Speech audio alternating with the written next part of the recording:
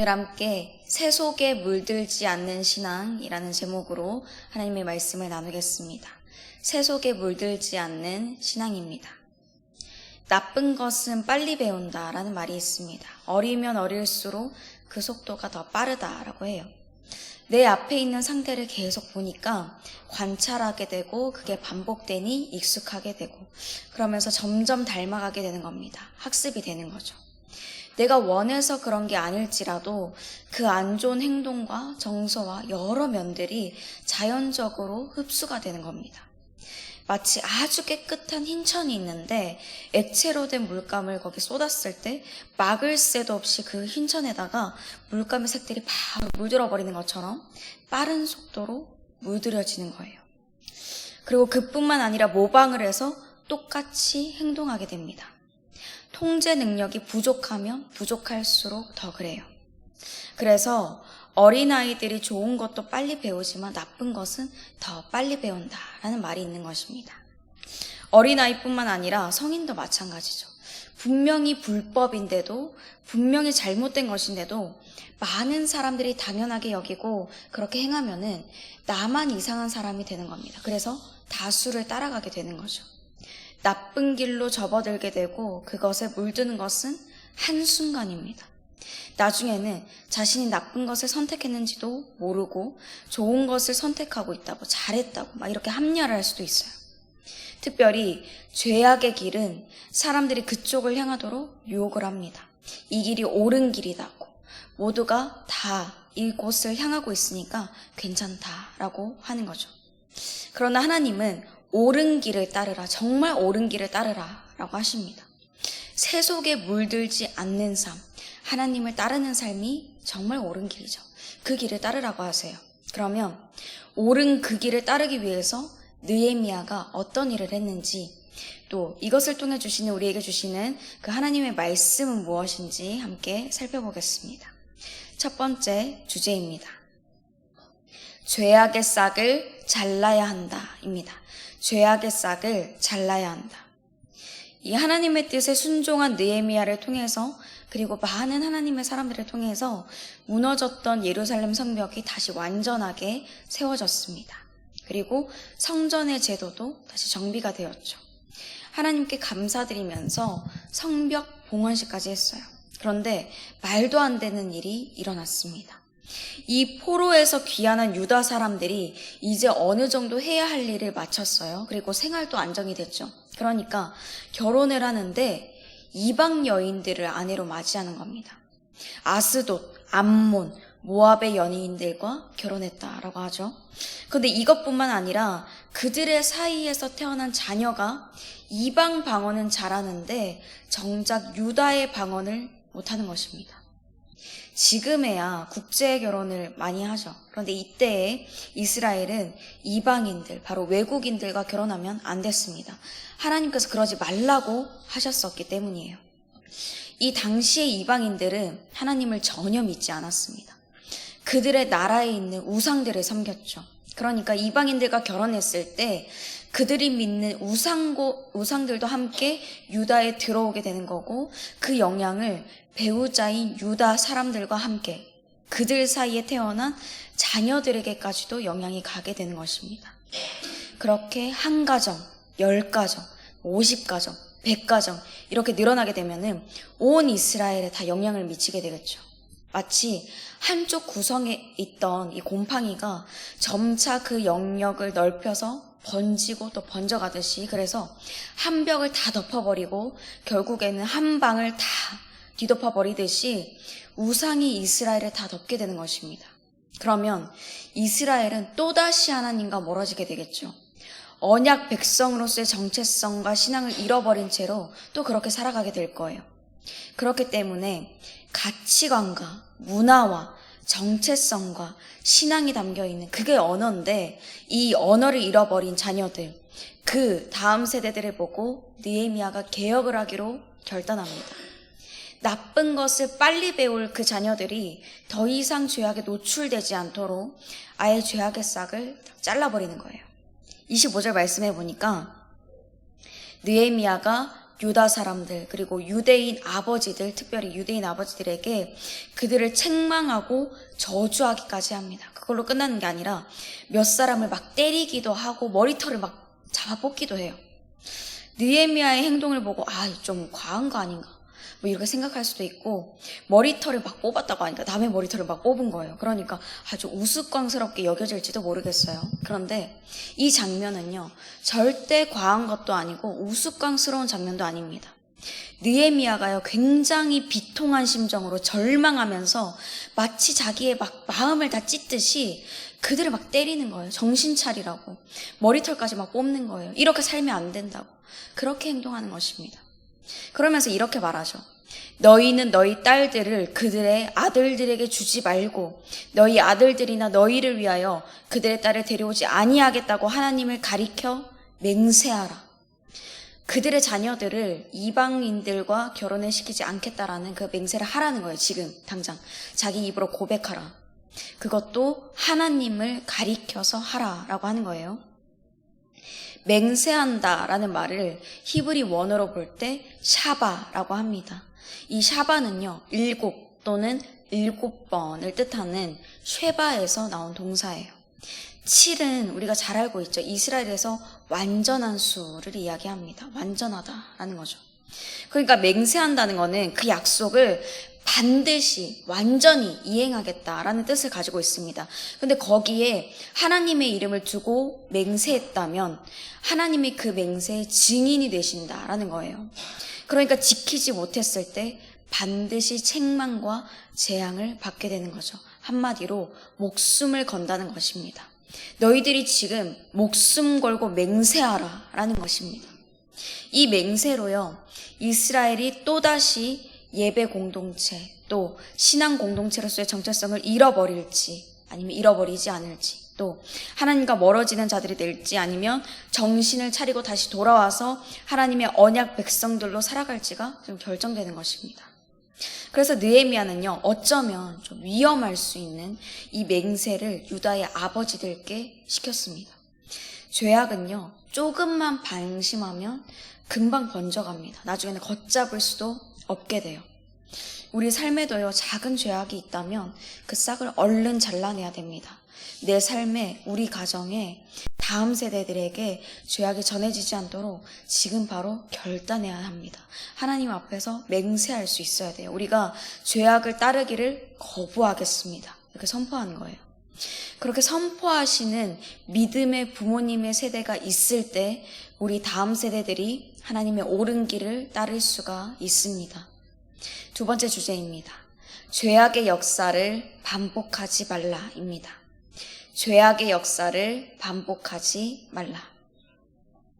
느헤미야는 이스라엘 백성들이 저지른 범죄가 얼마나 심각한 것인가에 대해서 같은 죄악을 저질렀던 한 사람을 예로 들어서 이야기해 줍니다. 솔로몬에 대한 얘기죠. 이 솔로몬이요, 굉장히 하나님의 사랑을 입었던 왕이었습니다. 하나님의 지혜로 유명했고 많은 부와 명성을 누렸던, 그 하나님의 복을 누렸던 그런 왕이었습니다. 당대의 그 어떤 왕들도 이 솔로몬에게 비길 수가 없었죠. 게다가 하나님은 그의 때에 온 이스라엘이 평화를 누릴 수 있도록 그렇게 역사해 주셨습니다. 그런데 이 솔로몬이 이방 여인들과 결혼하게 되었죠. 그러다 보니까 점차 멸망의 길로 향하게 되었습니다. 이방 여인들이 섬기는 우상들까지도 이스라엘에 다 들어오게 된 거예요. 심지어는 예루살렘에 그 우상들을 위한 신전까지도 이 솔로몬이 세웠어요. 말도 안 되는 일을 했죠. 이런 솔로몬의 죄악으로 인해서 결국 그의 아들의 때에, 르호보암의 때에 이스라엘은 북이스라엘 그리고 남유다로 갈라지게 되었습니다. 느헤미야는요, 이 이야기를 너무나도 잘 알고 있는 이스라엘 백성들에게 다시 한번 지금 상기시켜 주는 겁니다. 조금만 방심하면 그때처럼 죄악의 역사를 반복하게 될 거라고요. 절대 간과하고 넘어갈 수가 없는 거죠. 아무리 공든 탑과 같이 부와 명성과 평안 같은 것들이, 정말 많은 것들이 쌓여가 있을지라도 방심하게 되면 그 모든 것들은 한순간에 무너질 수 있습니다. 그러니까 안 좋은 것, 특별히 그 죄악의 역사들을 답습하려고 하지 말고 평안할 때 더욱 정신을 차리고 우리는 근신할 줄 알아야 됩니다. 로마서 12장 2절 말씀입니다.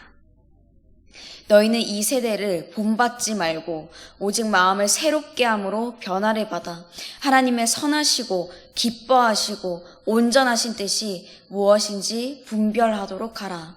아멘.